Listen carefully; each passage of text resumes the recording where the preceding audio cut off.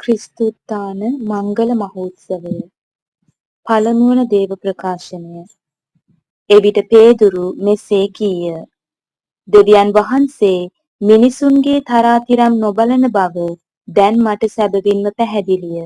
ජොහාන් ප්‍රකාශ කළ බෞතිස්ම ස්නාපනයට පසු දෙවියන් වහන්සේ ශුද්ධාත්මයෙන්ද බලයෙන්ද ජේසුස් වහන්සේ ආලේප කළ සැටිත් දෙවියන් වහන්සේ උන්වහන්සේ සමග සිටි බැවින් උන්වහන්සේ යහපත් ක්‍රියා කරමින්ද යක්ෂයා විසින් පීඩා කරන ලද සියල්ලන් සුව කරමින්ද හැසිරුණ සැටිත් ඔබ දන්නහුය. උන්වහන්සේ ජුදෙව්වරුන්ගේ රටෙහිද ජෙරුසලෙමෙහිද කළ සියල්ලට අපි සාක්ෂිකරුවෝ වම්හ. දෙවියන් වහන්සේ තුන්වනදා උන්වහන්සේ උත්ථාන කළසේක. උන්වහන්සේ අදහන සියල්ලන්ට උන්වහන්සේගේ නාමයේ අනුහසින් පව් කමාව ලැබෙන බවට සියලු දිවැසිවරයෝ සාක්ෂි දෙති කීය. දෙවන දේව ප්‍රකාශනය.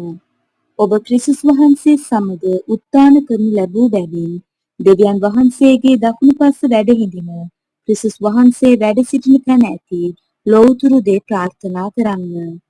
ලෞකික දේ කෙරෙහි නොව ලෞතුරු දේ කෙරෙහි ඔබේ සිත යොමු කරන්න. මන්ද ඔබ මැරුණු බැවින් දැන් ඔබේ ජීවිතය ක්‍රිස්තුස් වහන්සේ සමග දෙවියන් වහන්සේ තුල සැඟවී පවතී. අපේ ජීවිතය වන ක්‍රිස්තුස් වහන්සේ ප්‍රකාශ වන විට ඔබත් උන්වහන්සේ සමග තේජසින් ප්‍රකාශ වනු ඇත. සුවිශේෂ ප්‍රකාශනය. සතියේ පළමුවනදා හිමිදිරියේම අඳුර තිබියදී මග්දලායේ මරියා සොහොන් ගේ ළඟට අවුත් සොහොන් ගෙයින් ගල ඉවත් කොට තිබෙන බව දුටුවාය.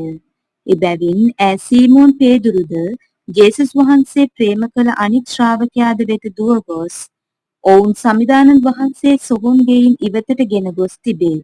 ඔවුන් වහන්සේ කොතැනක තැබුවාද කියා අපි නොදනිමුයි කීවාය. එවිට පේදුරුද අනිත් ශ්‍රාවකයාද නික්ම විත් සොහොන් ගේ දෙසට ගියහ. දෙදෙනාම එක්ව දිව්වෝය.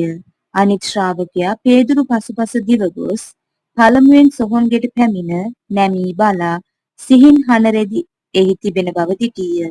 එහෙත් ඔහු ඇතුළට නොගියේය. සීමෝන් පේදුරු ඔහුට පසුව පැමිණ සොහොන්ගේ ඇතුළට ගොස් හනරෙදි එහි තිබෙන බවත් හිස ඔතා තිබූ රෙදි කඩ හනරෙදි සමග නොව වෙනම එක් තැනක අකුලා තිබෙන බවත් දුටුවේය. එකල සොහොන්ගේ ළඟට පළමුවෙන් පැමිණි ඒ අනිත් ශ්‍රාවකයාද ඇතුළට ගොස් දැක විශ්වාස කළේය.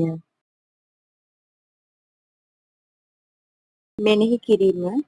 ජේසුස් වහන්සේ මලවුන්ගෙන් උත්ථාන වීම සෑම මිනිසෙකුටම විස්මයජනක කරුණක් වුණා. අදහා ගැනීමට නොහැකි වුණා. ජේසු ජීවමානයි. උන්වහන්සේගේ බලය අපිත් විශ්වාස කරමු. අපිත් එකමුතු වී යාඥා කරමු. ජේසු පිහිටයි.